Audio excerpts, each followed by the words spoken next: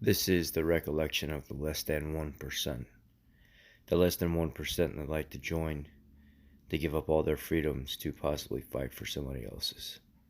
November 27th, 2007, I knew I was deploying to Iraq. After I got out of basic and boot camp, I didn't know how soon it would be. Little did I know 7 months later, I would be absolutely leaving for the war zone. Everybody hates to think about the fact that your loved ones could possibly not make it home. But that's just something that I had to accept. Leaving for Iraq was the biggest challenge. Saying goodbye to everybody was the biggest problem. Because I thought so many times, just run, just go home, just leave, don't do this, desert, you'll get in trouble, you'll go to jail. Oh my God, so many things were going through my head. I just wanted to leave. I wanted to be done with the whole thing. Could I back out? Could I just say I didn't want to be in the military anymore? It wasn't quite that easy. I mustered up enough courage to keep myself together, finish my training the last month, and really start to let it set in that I was going to be 15 months in a war zone.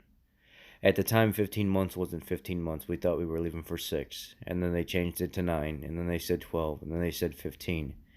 15 became the new mandatory time that we were going to be gone. So we get to the airport, and we fly into Maine from Louisiana.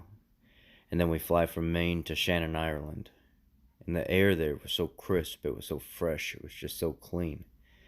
From Shannon, Ireland, we fly into Kuwait, and from Kuwait we fly into Fob Falcon. Fob Falcon, we land, and it is just absolutely crazy on the ride there. On the ride there, it was almost unbearable because when we were pre-flighting, getting behind the Chinook and trying to load up on the Chinook, the jet engines created so much heat and the exhaust pushing back past the back of the plane while we were loading, it took your breath away. You had jet engine fuel exhaust coming right into your face, along with over 100 soldiers trying to load a plane, and it was just crazy. You couldn't breathe. You had to keep tucking your head into your shirt to try to even get a breath, and it was like rush, rush, rush, rush. You get on the thing, and then when it goes to take off, you don't expect how quick these Chinooks take off. They're twin jet engine helicopters that are the fastest in the world.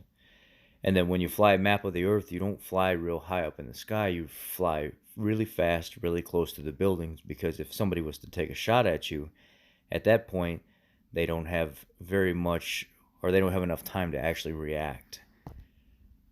As we're flying through Kuwait and Baghdad, your stomach's dropping, it feels like you want to throw up. Some people were throwing up. It was just a sensation that they were not used to typically. We actually touched down, and actually it wasn't Fob Falcon first. It was, we had a transitioning base, a loyalty base. So we stopped there first as a 24-hour to 48-hour down process where we actually had to process in and make sure that we were ready for our last transition to the base itself. So while we're in this last transition and we're waiting to transition to Falcon, this is when those videos start coming out about the 9/11 attacks and how they explained that a lot of the charges and stuff were set up throughout the building and that this was all planned, and it wasn't so much of a terrorist attack as much as it was an organized political government assisted terrorist attack. So many of the soldiers in the camp at this time were already shook up from what was going on. There was a lot of talk about how a lot of us believed that that's what happened anyway. So between the shaking up and the transitioning from one fob to the next, we decided to load back up on the Chinook. It was time. We got on the Chinook, flight map of the earth, the last transition or the last leg of the trip.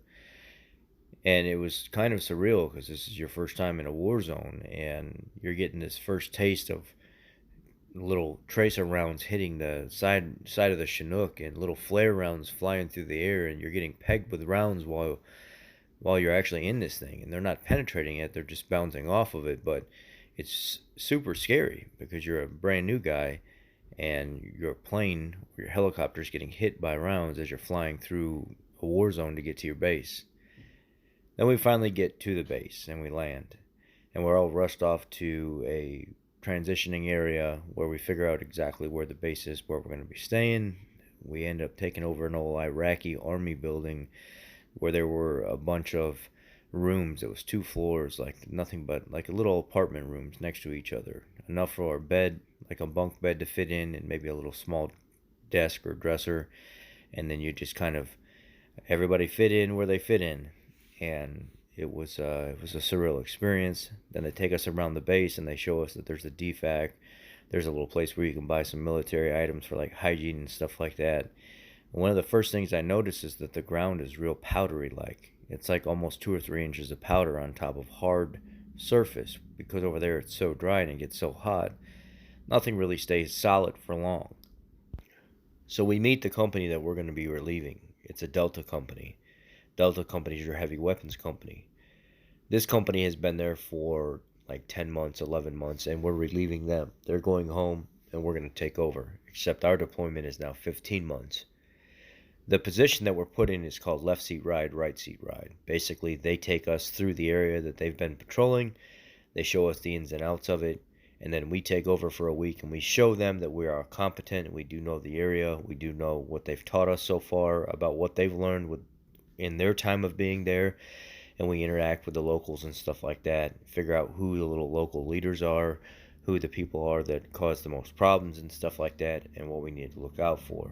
This is the beginning of the transition for us to take over where this company left off, and them to transition back home to their loved ones while we take off there. The interesting thing is, in the week that we were there, some very, very scary things happened.